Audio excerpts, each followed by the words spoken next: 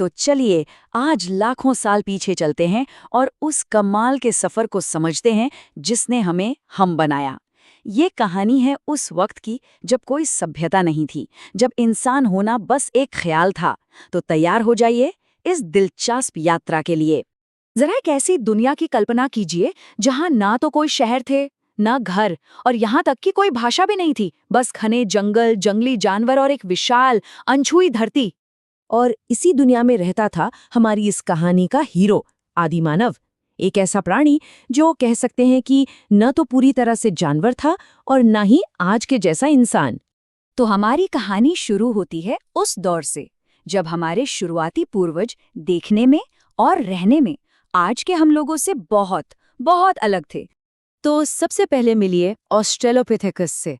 ये करीब 40 लाख साल पहले रहते थे। सोचिए उनका जीवन कैसा रहा होगा। 4 पैरों पर चलना, शरीर बालों से ढका हुआ, पेड़ों पर रहना, फल खाना और हर पल जंगली जानवरों का डर। लेकिन फिर कुछ ऐसा हुआ जिसने सब कुछ बदल दिया। इन पूर्वजों ने 2 पैरों पे चलना शुरू कर दिया। और ये कोई छोटी मोटी बात नहीं थी, ये तो एक क्रांति थी। अचानक से हाथ आजाद हो गए। अब वो चीजें उठा सकते थे, औजार पकड़ सकते थे। बस यहीं से इंसान बनने के सफर की असली शुरुआत हुई। ठीक है, तो हाथ तो अब आजाद हो गए थे। इसके बाद आई विकास की अगली बड़ी छलांग, जब शुरुआती इंसानों ने प्रकृति की ताकत को समझना और इस्तेमाल करना सीखा। जरा उस पल को सोचिए। घने जंगल में अचानक आसमान से बिजली कड़कती है और पूरा जंगल आग की लपटों में घिर जाता है। आदिमानव के लिए ये नज़ारा कितना डरावना रहा होगा। एक ऐसी ताकत जिसे वो बिल्कुल नहीं समझ सकता था। जाहिर है पहले तो वो बहुत डरा, लेकिन उसी डर के बीच एक समझ पैदा हुई। उसे एहसास हुआ कि ये आग जो इतनी खतरनाक लग रही है, शायद उसके काम भी आ सकती है। और धीरे धीरे वो डर समझ में बदल गया। उन्हें पता चला कि अरे, ये आग तो ठंड से बचाती है, गर्मी देती है। इससे तो खतरनाक जानवर भी डर कर भाग जाते हैं। और सबसे बड़ी बात, आग पर खाना पकाया जा सकता है। पका हुआ खाना पचाना आसान था, जिससे शरीर और दिमाग को ज्यादा एनर्जी मिली। मतलब आग तो इंसान की सबसे अच्छी दोस्त बन गई। आग के साथ साथ एक और कमाल की तकनीक सीखी गई, पत्थर को तोड़कर उसे एक औजार में बदलना। बस एक पत्थर उठाया, उसे दूसरे से तोड़ा, एक नुकीला किनारा बनाया और बन गया चाकू, कुल्हाड़ी या भाला। इसी कला ने होमो इरेक्टस को शिकार करने और अपनी रक्षा करने की एक जबरदस्त ताकत दी। तो अब आग भी थी और औजार भी। लेकिन इंसान के विकास का सबसे बड़ा चैप्टर तो अभी लिखा जाना बाकी था। और ये बदलाव बाहर नहीं, बल्कि अंदर हो रहा था, हमारे दिमाग में। लाखों सालों में धीरे धीरे इंसान का दिमाग साइज में बड़ा और काम करने में कहीं ज्यादा कॉम्प्लेक्स होता गया। मतलब शरीर तो बदल ही रहा था, पर अब दिमाग में एक असली क्रांति हो रही थी। अब बड़े दिमाग का मतलब सिर्फ ज्यादा स्मार्ट होना नहीं था।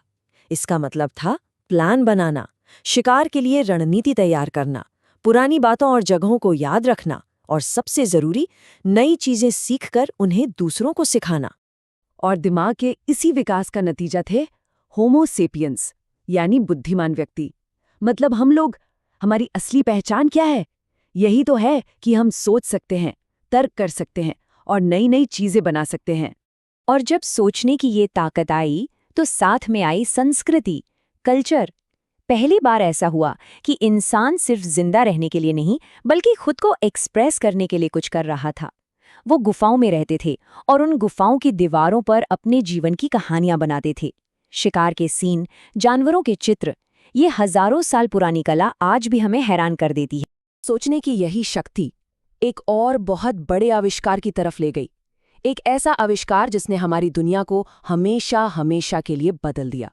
सोचिए, किसी के दिमाग में ये सीधा सा आइडिया आया होगा कि अरे, रोज रोज शिकार के पीछे क्यों भागना?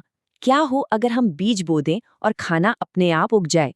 ये एक छोटा सा विचार था, लेकिन इसने इंसान के इतिहास का पूरा रुख ही मोड़ दिया। खेती की शुरुआत का मतलब था अब यहाँ वहाँ भटकने की कोई जरूरत नहीं। लोग एक जगह बसने लगे, गांव बनने लगे, और फिर परिवार और समुदाय का कॉन्सेप्ट आया। यहीं से, जिसे हम समाज या सभ्यता कहते हैं, उसकी शुरुआत हुई। तो 4 पैरों पर चलने से लेकर गांव बसाने तक वाकई क्या कमाल का सफर रहा है ये। चलिए एक नज़र में इस पूरी यात्रा को फिर से देखते हैं। देखिए, करीब 40 लाख साल पहले हम 2 पैरों पर चले। फिर 15 लाख साल पहले हमने आग और औजारों का इस्तेमाल सीखा। लगभग 2 लाख साल पहले हम आए होमो सेपियंस, एक बड़े दिमाग के साथ। और आखिर में बस 10,000 साल पहले खेती की शुरुआत हुई। हर एक कदम ने दूसरे के लिए रास्ता बनाया और इस सब में लाखों साल लग गए। और आज जरा सोचिए, हम कहाँ से कहाँ आ गए हैं। तब हम जंगल से डरते थे, आज हम चांद पर पहुंच गए हैं। तब हमारे पास पत्थर के औजार थे, आज हमारे हाथ में स्मार्टफोन है। तब हम गुफाओं में रहते थे और आज आसमान छूती इमारतें बनाते हैं।